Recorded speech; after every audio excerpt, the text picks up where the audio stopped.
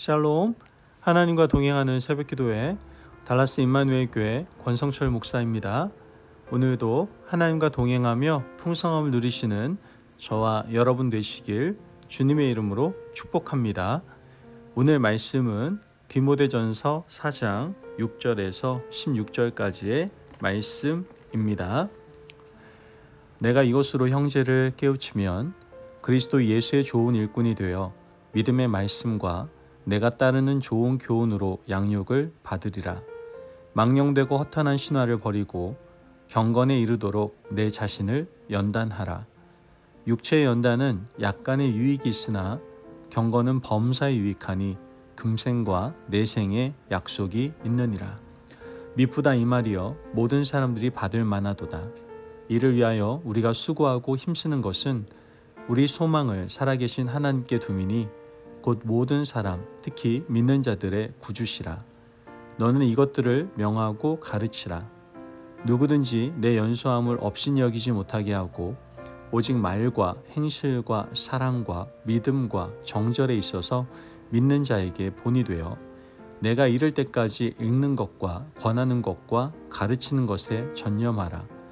내 속에 있는 은사 곧 장로의 회에서 안수받을 때에 예언을 통하여 받은 것을 가볍게 여기지 말며 이 모든 일에 전심전력하여 너의 성숙함을 모든 사람에게 나타나게 하라. 내가 내 자신과 가르침을 살펴 이 일을 계속하라. 이것을 행함으로 내 자신과 내게 듣는 자를 구원하리라. 아멘. 하나님의 말씀입니다. 여러분, 모든 일에 최선을 다해야 인정받는다는 것은 아마 일반적인 상식일 겁니다. 물론 최선을 다해도 실패할 수가 있겠죠. 하지만 최선을 다했는데 실패하는 사람과 최선을 다하지 않고 실패하는 사람은 격이 달라도 너무 다릅니다. 최선을 다했지만 실패하는 사람은 다음에는 성공할 확률이 높게 됩니다. 하지만 최선을 다하지 않고 실패한 사람은 다음에도 실패할 확률이 높다는 것이죠. 최선을 다하지 않는 것은 습관이 될 것이고 그 습관은 실패를 부를 것이며 그의 인생은 실패로 끝날 가능성이 높다라는 것이죠.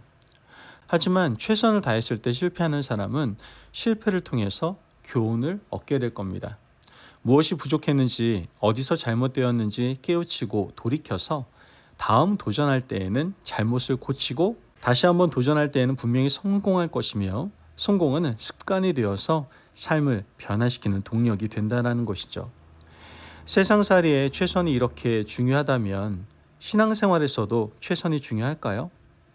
어떤 사람들은 신앙생활에서 최선은 의미 없다라고 말을 합니다. 왜 그렇습니까? 신앙은 하나님께서 주도하시기 때문에 인간의 수고와 최선은 의미 없다라고 말하는 것이죠. 그러나 이 말은 반은 맞고 반은 틀린 말입니다. 물론 하나님께서 주도하시는 것 맞습니다. 신앙생활은 하나님의 은혜로부터 시작하는 것이죠. 하지만 그 은혜를 은혜되게 만들어가는 것은 최선을 다하는 이 사람의 노력이다라는 거예요. 여러분, 출애굽 사건을 한번 생각해 보십시오. 이스라엘 백성들이 430년 동안 이집트에서 종살이를 하게 되지 않습니까?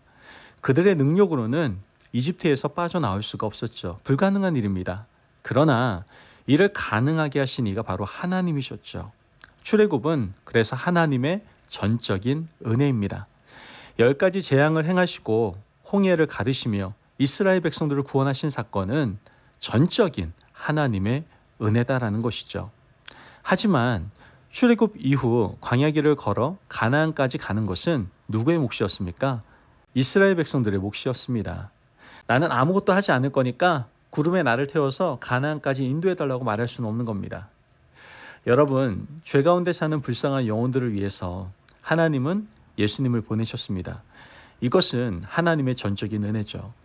인간이 아무리 노력해도 죄와 사망의 권세에서 빠져나올 수는 없을 겁니다. 구원은 우리의 노력으로 되는 것이 아니에요. 그러나 칭의의 구원 이후에는 우리가 구원의 길을 걸어갈 수 있어야 됩니다. 누구든지 예수를 따르는 자는 자기 십자가를 지고 주님을 따라야 된다고 성경은 분명히 얘기합니다. 구원은 하나님의 전적인 은혜이나 성화의 삶에는 우리의 헌신과 수고가 필요하다라는 것이죠. 그런 맥락에서 바울은 디모데에게 열심을 내어 최선을 다해서 목회할 것을 주문하고 있는 겁니다. 디모데전서 4장 1절에 3절 말씀을 보면 그러나 성령이 밝히 말씀하시기를 후일에 어떤 사람들이 믿음에서 떠나 미혹하는 영과 귀신의 가르침을 따르리라 하셨으니 자기 양심이 화인을 맞아서 외식함으로 거짓말하는 자들이라. 혼인을 금하고 어떤 음식물은 먹지 말라고 할 터이나 음식물은 하나님이 지으신 바니 믿는 자들과 진리를 아는 자들이 감사함으로 받을 것이니라. 아멘. 여러분, 디모데가 목회하던 에베소 지역은 이방인 지역이었습니다. 이곳에서 혼탁한 가르침을 전하는 사람들이 있었던 것이죠. 그들 중에 어떤 사람은 혼인을 금하고 특정한 음식은 먹지 말라고 했습니다. 이러한 혼탁한 세상에서 목회하는 디모데 입장에서는 쉽지 않았을 겁니다. 그가 에베소 교회를 목회하기 위해서 성과 악을 매일매일 분별해야만 했거든요. 어리석은 성도들은 디모데를 찾아와서 분별해달라고 계속해서 부탁했을 겁니다. 그래서 바울은 선악을 분별해야 하는 목회자에게 필요한 것이 무엇인지를 말씀하고 있는데요. 오늘 본문 7절 말씀을 보면 망령되고 허탄한 신화를 버리고 경건에 이르도록 내 자신을 연단하라. 그렇습니다. 목회자는요, 먼저 경건에 이르도록 자신을 연단해야 하는 겁니다. 먼저 하나님 앞에서 자신을 바로 세워야 선악을 분별할 수 있고 성도를 가르칠 수 있기 때문이죠. 사람은 영적인 존재입니다. 디모데가 아무리 연소하고 보잘것없어 보여도요, 그가 경건한 사람인지 아닌지 성도들은 알아봅니다. 그래서 바울은 디모데에게 경건함으로 너 자신을 연단하라고 이야기를 하고 있는 겁니다. 자신을 연단하여 경건해야만 성도들을 도와줄 수 있기 때문이죠.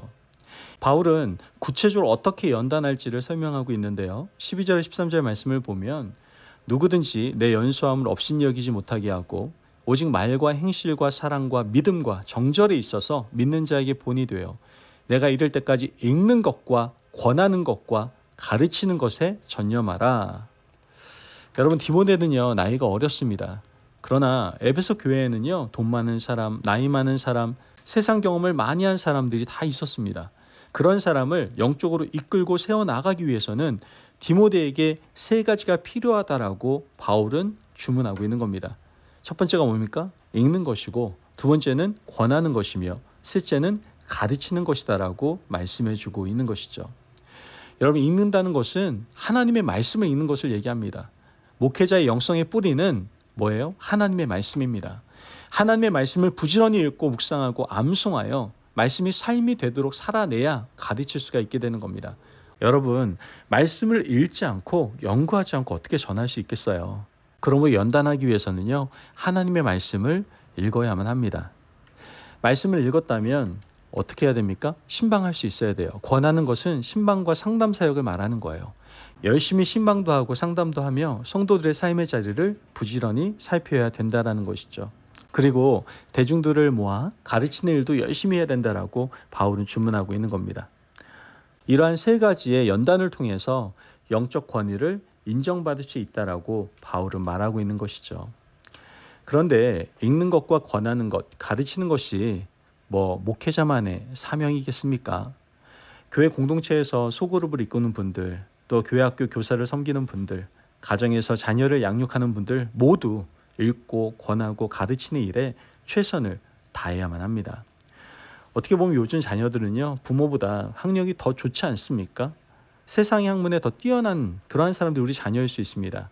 그들에게 부모가 영적인 권위를 가지고 가르치기 위해서는요, 말씀을 열심히 읽어야 되는 거예요. 말씀을 읽고 묵상하고 가르치고 권해야 되는 것이죠. 그때 부모의 영적 권위가 살아나는 겁니다. 여러분, 부모의 경험과 학벌로 자녀를 얼마나 많이 가르칠 수 있겠습니까? 그러므로 우리는 하나님의 말씀을 원천으로 삼아야 됩니다. 바울은 이 일에 열심을 내라고 권면하는 것이죠. 오늘 본문 15절 말씀을 보면 이 모든 일에 전심전력하여 너의 성숙함을 모든 사람에게 나타나게 하라.